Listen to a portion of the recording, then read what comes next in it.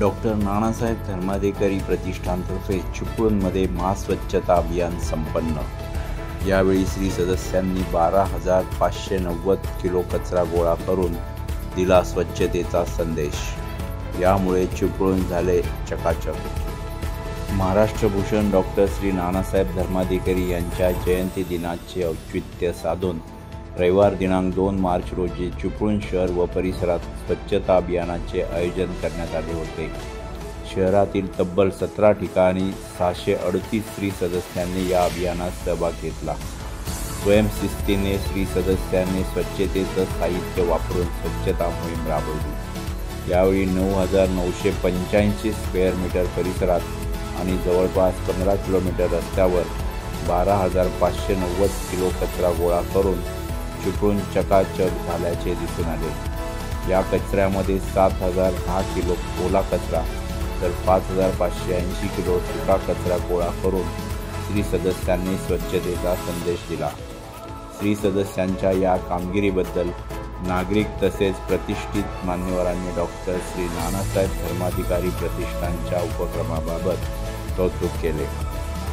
Doctor Shri Nanasaheb Dharmadhikari प्रतिष्ठानच्या माध्यमातून वेळोवेळी विविध सामाजिक उपक्रम राबविण्यात येतात। यामध्ये रक्तदान शिबिर, आरोग्य शिबिर, वृक्षारोपण व संवर्धन, विहिरी नद्या साफसफाई, जल पुनर्भरण, पाणपोई, बंधारा उपक्रम, शैक्षणिक उपक्रम तसेच स्वच्छता अभियान असे अनेक समाजोपयोगी उपक्रम राबविण्यात येतात। ही स्वच्छता मोहीम स्वच्छ भारत अभियानाचे महाराष्ट्र राज्याचे महामहिम राज्यपालांनी नियुक्त केलेले स्वच्छता दूत डॉक्टर श्री नानासाहेब धर्माधिकारी प्रतिष्ठानचे अध्यक्ष, पद्मश्री पुरस्कार सन्मानित डॉक्टर श्री अप्पासाहेब धर्माधिकारी व डॉक्टर श्री सचिनदादा धर्माधिकारी यांच्या मार्गदर्शनाखाली आयोजित करण्यात आली होती। या शहर स्वच्छता अभियानामध्ये चिपळूण शहरासोबत महाराष्ट्रातील तसेच देशात व परदेशात देखील विविध शहरांमध्ये हे स्वच्छता अभियान राबविण्यात आले।